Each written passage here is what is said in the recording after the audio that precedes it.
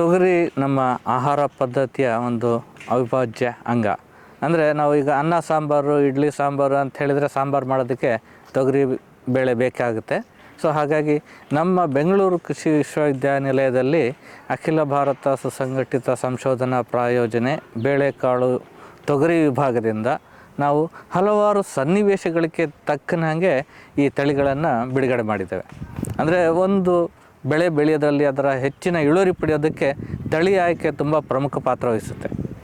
ಹಾಗಾಗಿ ನಾವು ಆ ಸನ್ನಿವೇಶಕ್ಕೆ ತಕ್ಕಂತೆ ತಳಿ ಆಯ್ಕೆ ಮಾಡೋದು ತುಂಬ ಜಾಣತನದ ವಿಚಾರ ಅಂತಲೇ ಹೇಳ್ಬೋದು.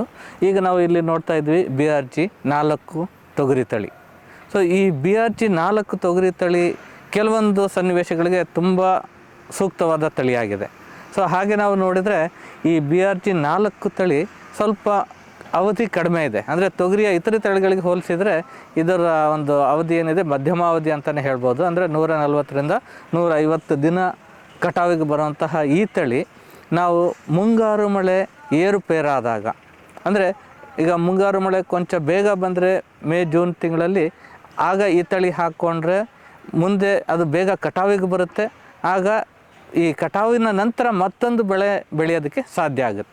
ಇಲ್ಲ ಅಂತ ಹೇಳಿದರೆ ಮುಂಗಾರು ಮಳೆ ತಡ ಆದರೆ ಬೇರೆ ತಳಿಗಳನ್ನು ನಾವು ಹಾಕೋದು ಕಷ್ಟ ಸಾಧ್ಯ ಅನ್ನೋ ಸಮಯದಲ್ಲೂ ಸಹ ತಡ ಬಿತ್ತನೆಗೆ ಈ ತಳಿ ಸೂಕ್ತವಾಗಿರುತ್ತೆ.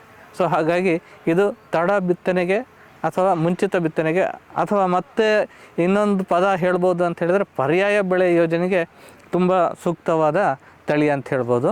ಇದು ಬೇಳೆಗೆ ತುಂಬ ಸೂಕ್ತವಾಗಿದೆ. ಯಾಕೆಂದರೆ ಕಾಳು ಸಣ್ಣಗಿರೋದರಿಂದ ಇದು ಬೇಳೆ ತುಂಬ ಜನರಿಂದ ಒಂದು ಮೆಚ್ಚುಗೆ ಸಿಗುತ್ತೆ. ಯಾಕಂದರೆ ಈ ಕಾಳುಗಳು ಸಣ್ಣವಿದ್ದಷ್ಟು ಬೇಳೆ ನೈಸಾಗಿರುತ್ತೆ ಅಂಥೇಳಿ ಜನ ಬೇಳೆ ಅತಿ ಹೆಚ್ಚು ಸಣ್ಣ ಕಾಳಿದ್ದು ಇಷ್ಟಪಡ್ತಾರೆ. ಸೊ ಇದು ಬೇಳೆಗೆ ಸೂಕ್ತವಾದ ತಳಿ ಮತ್ತು ಪರ್ಯಾಯ ಬೆಳೆ ಯೋಜನೆಗೆ ಸೂಕ್ತವಾದ ತಳಿ. ಈ ತಳಿಯಿಂದ ನಾವು 1 ಎಕರೆಗೆ 6ರಿಂದ 6.5 ಕ್ವಿಂಟಲ್ನಷ್ಟು ಇಳುವರಿಯನ್ನು ಪಡೆಯಬಹುದಾಗಿದೆ. ಒಟ್ಟಾರೆ ಹೇಳೋದಾದರೆ ಹವಾಮಾನ ವೈಪರೀತ್ಯದ ಪರಿಸ್ಥಿತಿಯಲ್ಲಿ ಈ ಮಧ್ಯಮಾವಧಿ ತಳಿ ತೊಗರಿ ಬೆಳೆಗಾರರು ತಮ್ಮ ಪರಿಸ್ಥಿತಿಗೆ ಅನುಗುಣವಾಗಿ ಆಯ್ಕೆ ಮಾಡಿಕೊಂಡಾಗ ಒಂದು ಉತ್ತಮ ಇಳುವರಿ ಮತ್ತು ಲಾಭ ಪಡೆಯಬಹುದಾಗಿದೆ.